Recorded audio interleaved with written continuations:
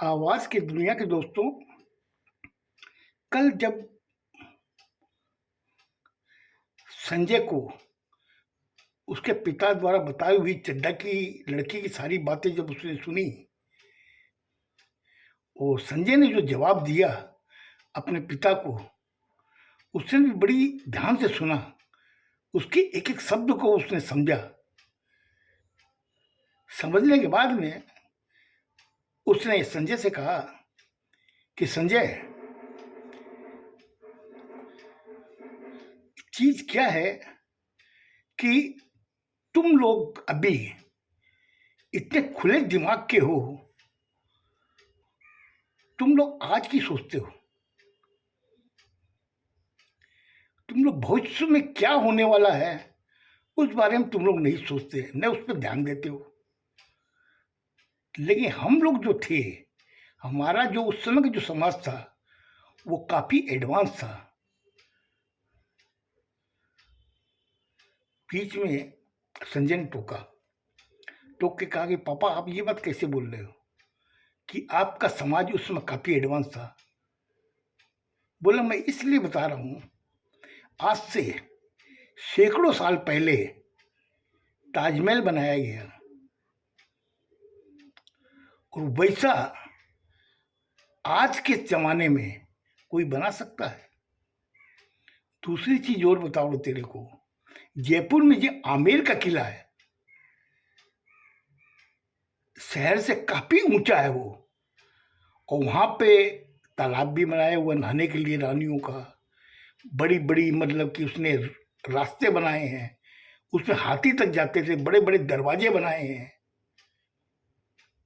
कि आज के जमाने में वैसा बन सकता है? अब तीसरी चीज एक और बता रहा हूं तेरे को, जो सैकड़ों साल पहले दिल्ली में कुतुब मीनार बनाया गया है, वैसा क्या बन सकता है दोबारा अगर चाहे? अब एक बात तुम्हें और बताता हूं, मिस्र में जो पिरामिड बनाए गए हैं, पिरामिड की एक्यूरेसी इतनी जबरदस्त है कि नीचे से एक भी अगर स्लेब निकाला जाए पूरी पिरामिड गिर जाती है। ये क्या एक्यूरेसी थी? आज के जमाने में वैसा बना सकते हैं? जबकि उस समय जेबीसी भी नहीं था, इतनी बड़ी बड़ी विराट मशीनें नहीं थी। ये सब बनी कैसे? कैसे पत्थर को उसी आकार में काटा गया, उस सेम में उसको बनाया गया, और कैसे वो पिरामिड बना, कैसे कुतुब मीनार बने, कैसे ये ताजमहल बने, और कैसे ये आमेर का किला बना जो एक एक पत्थर एक एक टन का था, कैसे वहां ऊपर तक पहुंचा वो।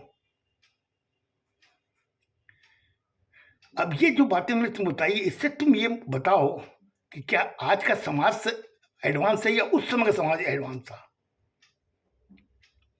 अब उसमें तेरे को सोच ही बताता हूं। उस समय की जो सोच थी लोगों की ये थी कि आज जो हमने ये रिश्ते बनाए हैं ये सालों दर साल चलेंगे, लेकिन आज के जो रिश्ते बनते हैं वो सालों तो दूर की बात है, 6 महीने भी टिक जाएं तो बहुत बड़ी बात है। ये चीज आप तुम देख रहे हो इस समाज में। आज का जो समाज है, जो इतना परिवर्तन आया है, इसमें तुम लोग देख रहे हो। अब तुम बताओ, आज का ये समाज सही है या उस समय का समाज सही था, या उस समय का जो दौर था आज के दौर में? ये खाली फर्क है। संजय ने सारी बातें सुनी, बहुत ध्यान से पापा की सारी बातें सुना। सुनने के बाद में उसने कहा कि आपका जो बीता वो जो कल है, उसमें लोगों के अंदर सब्र था। सब्र ऐसा था कि एक काम को करने के लिए उन्हें सालों लगते थे। लेकिन आज जो दौर है, जो समय है प्रेजेंट का, इसमें किसी के पास सब्र नहीं है। जो काम 6 महीने होता था वो यहाँ पर 2 महीने में होता है। 2 महीने तो बहुत बड़ी बात मैंने कह दी, 1 महीने वो लोग कंप्लीट कर लेते हैं। आज एक हाईवे रोड बनाने के लिए 40 किलोमीटर की रोड ये 1 हफ्ते में बनाते हैं। अगर उस दौर में अगर रहते तो 40 किलोमीटर की रोड कम से कम साल भर लगता बनाने में।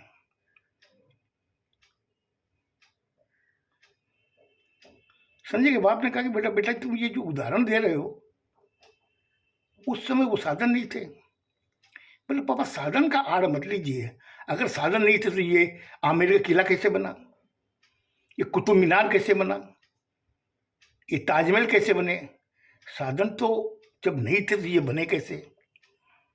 आपने जो मुझे एग्जाम्पल दिए उसी पे मैं आपसे पूछ रहा हूं। आप बोल रहे हो कि उस वक्त साधन नहीं थे, आज साधन है। बोला बेटा मैं तुमसे ये बोल रहा हूं कि साधन उस समय नहीं थे कि उसमें मैन पावर था। आज के समय में मेन पावर नहीं है, मशीन पावर है। बस ये एडवांस हुआ है। वो सोच लोगों की पहले जो थी वो आज नहीं है। क्योंकि पहले जब घर का एक बुजुर्ग अपने बच्चे से कहता था कि बेटा जा बाजार में वो ये चीज लेकर के आना, वो अपने बुजुर्ग से पूछता नहीं था कि ये क्यों मंगवा रहे हो, किस लिए मंगवा रहे हो, उसकी उपयोगिता क्या है। ले आज आप किसी बच्चे को बोल दो तो वो पहले पूछेगा कि पापा आप जो चीज मंगवा रहे हो उसकी उपयोगिता क्या है। जब उसकी अगर कोई उपयोगिता नहीं है तो क्यों मेरा टाइम वेस्ट कर रहे हो? ये आज के जमाने में जनरेशन का दोष है। बोले पापा इस चीज को आप दोष नहीं बोल सकते। बोले मैं दोष तो इसलिए बोल रहा हूं कि उन लोगों को सब्र नहीं है, वो धीरज नहीं है जो धीरज पहले लोगों में थी। अगर ये चीज जो आज चड्ढा की लड़की ने की वो अगर अपने पापा से बताती, पहले वो ना करते, मगर वो अपनी सब्र रखती, अपनी धीरज रखती, बार बार उनको कहती, कभी ना कभी तो उनका दिमाग में ये बात जाती। हो सकता है उस समय वो चीज सही होती। लेकिन सोचो शादी लड़के लड़की की जिंदगी में एक बार होती है, उसमें बाप के भी बहुत अरमान होते हैं। लड़के के बाप के ले लो चाहे लड़की के बाप के ले लो, लेकिन उन लोगों को वंचित करके इन लोगों ने अपनी मर्जी से कोर्ट में जाके शादी कर ली। उस लड़की ने ये नहीं सोचा कि मेरी छोटी बहन भी है, मैं जो आज कदम उठा रही हूँ वो समाज उसको स्वीकारेगा या नहीं स्वीकारेगा। ठीक है, चड्ढा की लड़की ने उस पर ध्यान नहीं दिया, उसने वो गलती कर ली, लेकिन उसने ये भी नहीं सोचा कि मेरी छोटी बहन का क्या होगा। आज जो मैं कदम उठा रही हूँ मेरी छोटी बहन की शादी पे भी ये बाधा बनेगा, उसने नहीं सोचा। यही चीज चड्ढा सोच रहा है कि बेटी ने तो अपनी जिंदगी खराब कर ली, समाज उसको एक्सेप्ट करे न करे, लेकिन मेरी छोटी बेटी का क्या, उसने क्या दोष किया है। आज हर चीज में उसकी शादी के समय ये अड़चन आएगी, ये कहेगी यार इसकी बड़ी बहन ने तो कोर्ट में शादी की। बोला पापा देखिए आप जो बोल रहे हो मैं उस चीज को सारी चीज समझता हूं, लेकिन आज की ये जनरेशन की सोच है और आपकी जो सोच है उसमें खाली यही डिफरेंस है कि आप लोग उस संस्कार को लेके चले थे, अपने बुजुर्ग के बनाए हुए जो संस्कार नीतियां थी उनको लेके चले। आज के लोग उसको इस्तेमाल करते हैं अपने बेनिफिट के लिए। संजय के बाप ने कहा बेनिफिट का मतलब क्या है? बोले अभी जो ये रीति रिवाज जो संस्कार है ये आज की जनरेशन अपने फायदे के लिए यूज करती है। अगर उसमें उसको फायदा नजर नहीं आता है तो उधर जाने नहीं देती है। कि हमारे क्या संस्कार थे और क्या हमारी रीति रिवाज थी। बोले बेटा तो फिर इसका मतलब कि जो घर के अंदर जो बुजुर्ग हैं, माँ बाप हैं, उनका भी इस्तेमाल वो अपने फायदे के लिए करते हैं। बोले पापा ये चीज जो आप बोल रहे हो, अब इसके अंदर अगर आप मेरे से डिबेट करोगे तो ये बहुत लंबी चली जाएगी, इसको आप यहीं छोड़िए। अब मैं आपसे एक चीज पूछता हूं। बाप ने कहा ठीक है बेटा, चलो इसको यहीं आप लोग विश्राम देते हैं, पूछो क्या पूछ रहे हो। बोले पापा मैं ये पूछ रहा हूं कि आपने जो लड़की से जो सवाल पूछे थे, जो मेरी फ्रेंड थी, ऑफिस की है, ऑफिस कलीग थी, वो उनसे जो सवाल पूछे, उसमें उस लड़की के दिमाग में एक चीज आई जो उसने आज मुझे ऑफिस में बताई कि आपके मम्मी पापा के दिमाग में कुछ और चीज चल रही है। लेकिन पापा मैं इस चीज को आभास नहीं कर पाया, लेकिन उस लड़की ने कर लिया। आप क्या दिमाग में आप लोगों को चल रहा था? मम्मी आप भी बैठी हो, पापा आप भी हो, आप बताओ आप लोग दिमाग में क्या चल रहा था? बोले नहीं बेटा ऐसी कोई बात नहीं थी। तो उसकी मम्मी ने बात काट के कही कि संजय हमें ये लड़की पसंद आई, हम चाहते हैं कि अगर तुम लोगों की शादी की इच्छा हो तो हम लोग आप बात आगे बढ़ाएं। संजय ने जब सुना अपनी माँ की जवाब, तो उसने कहा कि मम्मी अब मैं आपको एक बात बता रहा हूँ, सरिता ने यही चीज कही थी। वो मुझे कह रही थी कि आपके मम्मी पापा के दिमाग में हम लोग की शादी की बात चल रही है। तब उसकी माँ ने कहा कि बोला बेटा मेरी बात सुन, आज जो लड़कियां होती हैं ना, उसके सिक्स सेंस होता है, लड़कों के नहीं होता है, लेकिन लड़कियों के सिक्स सेंस होता है। इसलिए कि जब कोई मर्द या कोई लड़का किसी लड़की को देखता है, वो तुरंत उसकी नजर से पहचान लेती है ये किस नजर से मुझे देख रहा है। लेकिन लड़के उस चीज को नहीं समझते हैं। ये भगवान की दी हुई उनको एक वरदान है कि वो नजर से पहचान लेते हैं कि ये आदमी मुझे किस नजर से देख रहा है। इसीलिए उस लड़की ने तुरंत चीज भाप गई, जो मैंने उससे जो एक दो जो सवाल पूछे थे उसी में वो भाप गई, इसीलिए उसने तुम्हें बताया। बोला अब बेटा एक चीज मैं तुमसे पूछती हूँ। तो उसे कहा पूछे मम्मी आप क्या पूछना चाहती हो। बोला जब लड़की अपने घर गई, उसके माँ बाप ने जो सवाल पूछे होंगे। बोला हाँ मम्मी मैंने जब उससे पूछा तो उसने बताया कि क्योंकि जनरली वो जिस टाइम पे जाती है घर उस टाइम पे नहीं गई थी, लेकिन 1.5 घंटा लेट पहुंची। उन्होंने पूछा कि आज लेट कैसे हो गई, और उसने बता दिया कि मैं संजय के घर गई थी।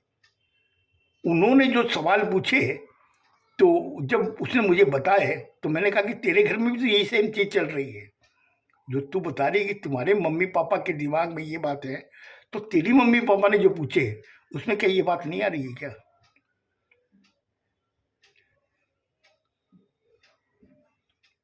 बोले फिर हम लोगों ने बोला इस बात को वहीं स्टॉप कर दिया। हमने कहा छोड़ो कोई बात नहीं है, जब होगा तो सोचेंगे, अभी ऐसी कोई बात नहीं है। बोले बेटा ये समाज है, इस समाज में एक जवान लड़का और जवान लड़की जब आपस में घूमते हैं तो उसके ऊपर नाना रंगों की बातें होती है कि जरूर इनके अंदर कुछ चक्कर है, या हो सकता है कि 10 आदमी ये बोलेंगे कि लड़की इस लड़के को फंसा रही है, और 10 आदमी ये बोलेंगे लड़का लड़की को फंसा रहा है, तो दोनों ही देखने में तुम लोग सुंदर हो। इस चीज से बचना। ये समाज जो है ना, ये समाज एक जवान लड़के और लड़की को दोस्ताना हिसाब से नहीं देखेगा। बेटा एक चीज तुमको बताती हूं कि आज अगर जवान बहन अगर अपने भाई के साथ जाते हैं तो उसमें लोग ये बोलते देखो कितना अच्छी जोड़ी जा रही है, ये नहीं सोचते कि ये बहन भाई भी हो सकते हैं। ये समाज जो है वो ऐसा है। अब तो कुछ नहीं है, अब तो सब आदमी अपने में बिजी हैं, लेकिन पहले हम लोग के समाज में ये चीज़ें कुछ ज़्यादा थी। अगर लड़की गेट पे खड़ी हो जाती थी ना, तो लोग बोलते थे कि तुम्हारी लड़की आज दोपहर में बाहर गेट पे क्यों खड़ी थी? अरे बाहर खड़ी थी, हवा खा रही होगी, या किसी को से बात कर रही होगी, या किसी का इंतजार कर रही होगी, ये नहीं सोचेंगे। उनके दिमाग में उल्टी बात घुसेगी कि लड़की गेट पे क्यों खड़ी थी। बेटा, हम लोग समाज से गुजर के आए हैं आज इस मुकाम पर, और इस समाज को भी देख रहे हैं, इस समय बदले हुए समय को भी देख रहे हैं। बोले पापा फिर आप लोग क्या चाहते हो? बोले चाहते कुछ नहीं, हमने तुम्हारे पर छोड़ा, तुमको हम लोगों ने पूरी आज़ादी दी है, और मैं चाहता हूं कि तुम लोग जो भी करो हमें बताना, तुम लोग का निर्णय है, हम लोग मानेंगे। हम लोग पलट के नहीं पूछेंगे कि तुमने ये निर्णय क्यों लिया, क्योंकि जिंदगी तुम लोगों को बितानी है। हम लोगों ने तो अपनी जिंदगी बिता दी उस बीते हुए समय के साथ, आज के बदले हुए समय में आ गए हैं। लेकिन तुम लोग, हम लोग दबाव नहीं देंगे, तुम लोग जो भी मुझे बताना।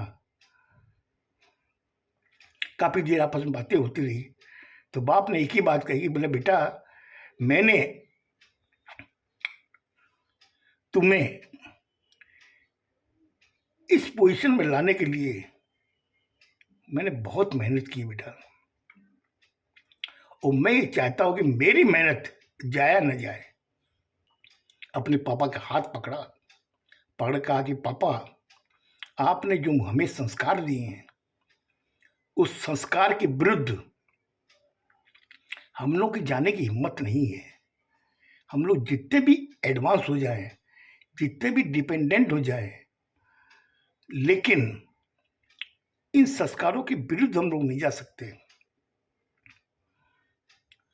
उसके बाद में संजय ने अपने माता को और पिताजी को और क्या कहा, वो आप कल सुनिएगा, क्योंकि मैंने आज ज़्यादा आपका टाइम ले लिया। कल सुनिएगा फिर क्या हुआ, और चड्डा की लड़की का क्या हुआ। खुश रहो, स्वस्थ रहो, धन्यवाद।